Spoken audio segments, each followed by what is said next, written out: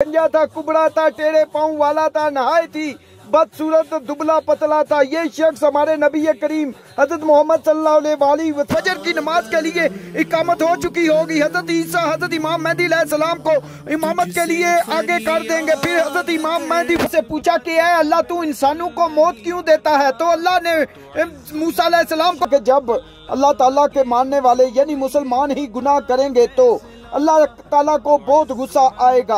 अरे दोस्तों, वीडियो शुरू करने से पहले आपसे गुजारिश है कि मेरे चैनल को लाइक, शेयर, सब्सक्राइब जरूर करना। Thank you.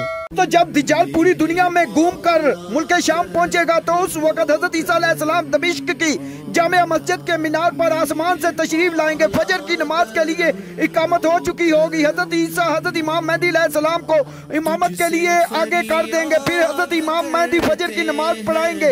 इसके बाद दज्जाल हजरत ईसा की सांस की खुशबू से पिघलना शुरू हो जाएगा। हजरत ईसा की सांस की खुशबू वहां तक पहुंचेगी जहां तक उनकी निगाह जाएगी। दज्जाल हजरत ईसा से दूर भागेगा मगर हजरत ईसा उसका पीछा करेंगे और फिर हजरत ईसा उसकी पीठ पर एक नेजा मारकर उसे जहन्नम वासिल कर देंगे। फिर हजरत ईसा अलैहिस्सलाम सलीब तोड़ देंगे और हंजीर को कत्ल कर देंगे। इसके बाद हजरत ईसा अलैहिस्सलाम का निकाह होगा और आपकी औलाद भी होगी और उस वक्त पूरी दुनिया में एक ही मजहब बाकी रहेगा जो दीन इस्लाम होगा। दोस्तों, एक दफा हजरत मूसा अलैहिस्सलाम ने अल्लाह से पूछा कि ऐ अल्लाह, तू इंसानों को मौत क्यों देता है? तो अल्लाह ने मूसा अलैहिस्सलाम को कहा कि ऐ मूसा, तुम खेती करो। तो हजरत मूसा अलैहिस्सलाम ने गंदम की खेती की।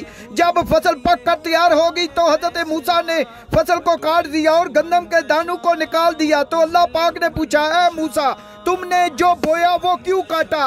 तो हजरत मूसा ने जवाब दिया कि दानों को भूसे से अलग करना जरूरी था। तो अल्लाह ताला ने फरमाया कि मैंने इंसानों को आजमाइश के लिए जमीन पर भेजा है। जमीन पर आकर वो जैसा काम करते हैं उनको वैसा ही फल मिलेगा। अगर वो अच्छे काम करेंगे तो उनको जन्नत मिलेगी, अगर वो बुरे काम करेंगे तो उनको जहन्नम में डाल दिया जाएगा। जब उनका वक्त पूरा हो जाता है तो मैं इंसानों को मौत दे देता हूँ ताकि इंसानों को इनके अमल के मुताबिक अजर दे सकूं।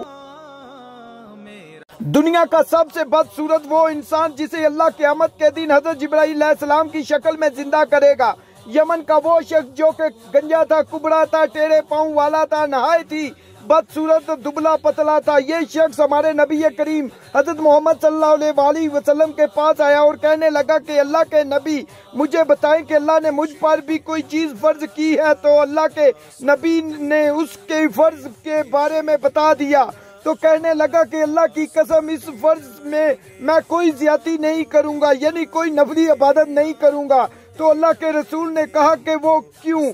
तो कहने लगा कि अल्लाह ने मुझे कितना बदसूरत बनाया है जिससे मैं खुश नहीं हूँ। ये कहकर जाने लगा तो अल्लाह के रसूल ने फरमाया कि अल्लाह ने मुझ पर वही भेजी है कि क़यामत के दिन तुझे हजरत जिब्राईल अलैहिस्सलाम की शक्ल में जिंदा करेंगे तो तू अल्लाह की रजा पर राजी हो जा। सुबहान अल्लाह। दोस्तों, क्या आप जानते हैं कि वो कौन से 4 तरीके हैं जिनसे अल्लाह ताला का गुस्सा ठंडा हो जाता है? तो चलिए बताते हैं।